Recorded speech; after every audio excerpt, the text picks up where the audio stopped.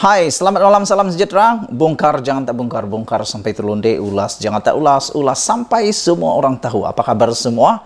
Malam ini kita nak cerita tentang apa yang paling hangat dalam politik PRU 15. Ini berkaitan dengan UMNO dan Zahid Hamidi. Tentunya Zahid Hamidi tetap diratib dan terus diratib.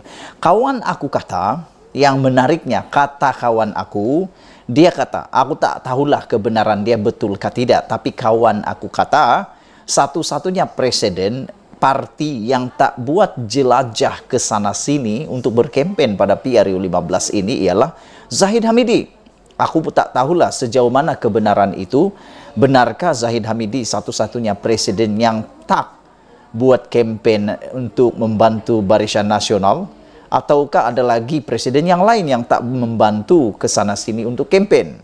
Tapi kalau benar itu berlaku, kalau benarlah Zahid Hamidi tidak berkempen ke sana sini, satu-satunya presiden yang tak berkempen, menjadi persoalan. Kawan aku itu tanya, kenapa Zahid Hamidi satu-satunya presiden yang seakan-akan tidak membuat kempen? Itu persoalan rakan aku. Dia nak aku jawab. Jadi, aku pun terfikirlah beberapa jawaban yang mungkin boleh menjawab mengapa Zahid Hamidi tidak berkempen pada PRU 15 kali ini.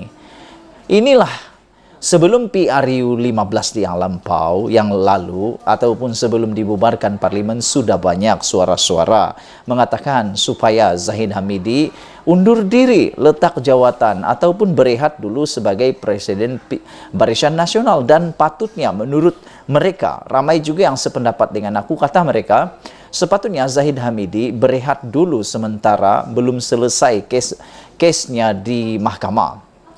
Ramai kata Zahid akan menjadi serangan kempen, Zahid akan menjadi bahan kempen, Zahid akan menjadi isu kempen dalam PRU 15 kali ini. Dia akan jadi bahan, dia akan jadi senjata, peluru untuk menembak Barisan Nasional. Tapi ramai yang tak setuju. Kata Zahid Hamidi masih relevan, kata mereka masih relevan dan sebagainya. Tapi nampaknya sekarang ini di saat pertengahan, hari ini masuk pertengahan kempen. 2 minggu, 14 hari kempen, hari ini masuk pertengahan kempen hari ini, nampaknya makin hari makin sentimen kuat menolak Zahid Hamidi. Ramai yang tidak berminat dengan Barisan Nasional bukan karena Barisan Nasional tidak ada sumbangan. Bukan karena Barisan Nasional tidak pemimpin yang berkebolehan. Bukan karena Barisan Nasional tidak hebat. Siapa kata Barisan Nasional tidak hebat? Tapi kata mereka, ramai yang menganggap sentimen Zahid Hamidi boleh menyebabkan Barisan Nasional akan tumbang. Karena kata mereka, ada yang menyebarkan kata-kata ini. Mereka kata kalau undi Barisan Nasional bermaksud mau mengundi Zahid menjadi Perdana Menteri. Walaupun sudah dinafikan oleh pimpinan Barisan Nasional UMNO yang dengan jelas mengatakan, dengan jelas menafikan bahwa Zahid Hamidi akan menjadi Perdana Menteri, dan mereka kata Ismail Sabri Yaakob yang memang sah akan jadi Perdana Menteri, tapi masih ramai lagi, masih banyak lagi sentimen yang menolak Zahid Hamidi. Ramai yang betul-betul tidak suka dengan Zahid Hamidi kalau dia jadi Perdana Menteri. Jadi ramai kata mereka tak nak mengundi Barisan Nasional kerana mereka takut Zahid Hamidi akan menjadi Perdana Menteri. Mereka takut Zahid Hamidi akan sekali lagi memimpin gerakan mau jadi Perdana Menteri. Itulah yang mereka risau. Kalaupun tidak berjaya, kan kita dah kata ini akan menjadi serangan.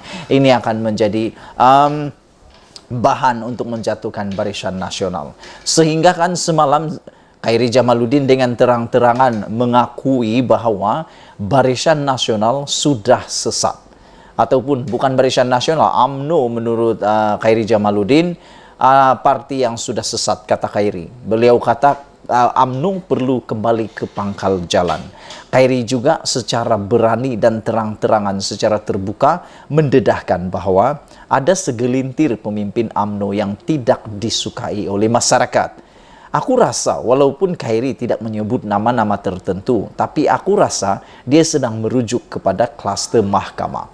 Dia sedang merujuk kepada kluster mahkamah yang selama ini memang dibenci oleh masyarakat kerana mereka kata perlu selesaikan dulu kes itu sebelum nak meneruskan perjuangan politik mereka.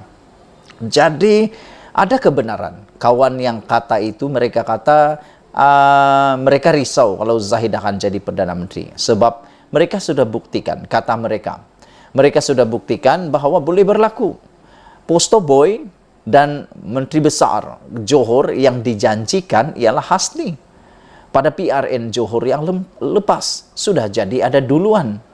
Yang akhirnya posto boy itu hanya jadi posto boy dan janji mau menjadikan dia menjadi Menteri Besar Johor tidak kesampaian. Akhirnya yang jadi Hafiz On lah yang jadi Menteri Besar di Johor. Jadi mereka mula kata, kalau di Johor boleh berlaku, apakan pula di parlimen, kata mereka. Nanti macam-macamlah alasan akan menjadi jawaban kenapa berlaku perubahan Perdana Menteri, kata mereka. Jadi kalau ada yang cakap kena pilihan raya dulu baru tahu Perdana Menteri siapa, itu sebenarnya agak sudah terlambat. Perlu diingatkan bahwa parlimen dengan PRN tidak sama. Dalam pilihan raya negeri, yang ditentukan itu adalah pentadbiran negeri. Dia bukan melibatkan persekutuan. Untuk pilihan raya parlimen ataupun PRU, ia melibatkan parlimen, yang mana ia melibatkan isu-isu persekutuan, khususnya pentadbiran negara, ekonomi, keselamatan, pendidikan, dan sebagainya. Itulah sebabnya, kalau Anda cakap, kalau mau dibandingkan kemenangan Barisan Nasional di dua PRN baru-baru ini, yaitu di Johor dan di Melaka, nak banding dan kata boleh menang Barisan Nasional, aku tak setuju.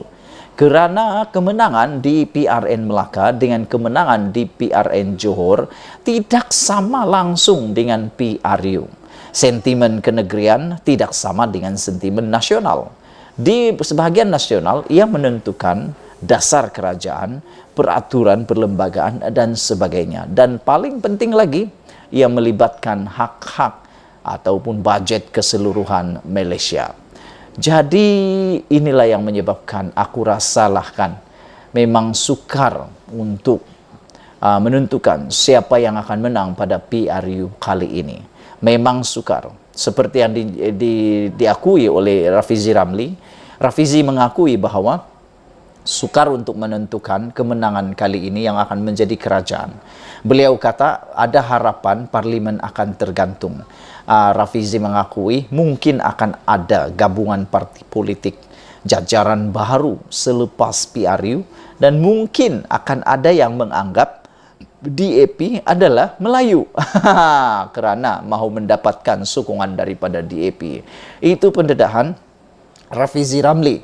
Bercakap tentang pendedahan Rafizi Ramli, Rafizi sudah berjanji esok hari Isnin beliau akan mendedahkan perkara baru yang lebih dahsyat dan luar biasa. Beliau kata itu perkara baru, bukan lagi tentang LCS, kapal LCS maupun 1MDB dan sebagainya. Beliau akan dedahkan yang melibatkan Perikatan Nasional dan Barisan Nasional. Kita tunggu nanti esok apa ceritanya. Sebelum kita berpisah, jangan lupa tinggalkan komen Anda, tekan butang subscribe. Malaysia kita punya, kita juga sama-sama cintai Malaysiaku. Bye-bye.